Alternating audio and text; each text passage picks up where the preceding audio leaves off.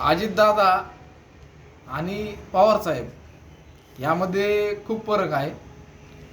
दादा हे खरं बोलतात आणि पवारसाहेब हे खोटं बोलतात. कारण एक मुंबई तकला मी एक त्यांची बाईट पाहिली पवारसाहेबांची, की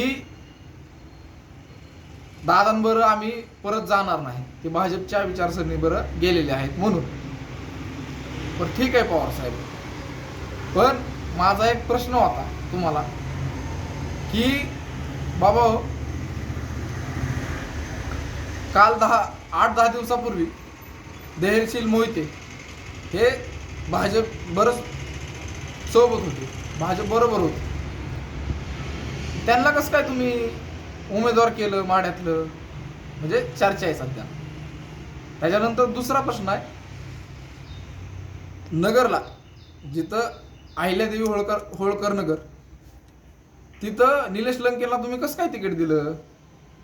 ते तर भाजपच्या बरोबर सत्तेला धरून होते, सत्तेबरोबर सत्तेची ऊब घेतली त्यांनी, ते बरं तुम्हाला चालतात. दादांनी स्पष्ट सांगितलं त्या बाईटमध्ये मुंबई तकच्या, की आम्ही पवारसाहेबांबरोबर जायला तयार आहे. स्पष्ट आणि खरं बोललो. पवारसाहेब खोटं बोलतात हे महाराष्ट्राला चांगलं माहिती आहे. 2014 साली भाजपला त्यांनी पाठिंबा दिला होता.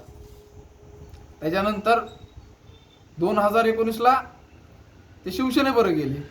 कधीही शिवसेनेबरोबर जाणार नाही असं त्यांनी सांगितलं होतं. मात्र पवारसाहेब हे खोटं बोलतात का असा प्रश्न सर्वांना पडलेला आहे.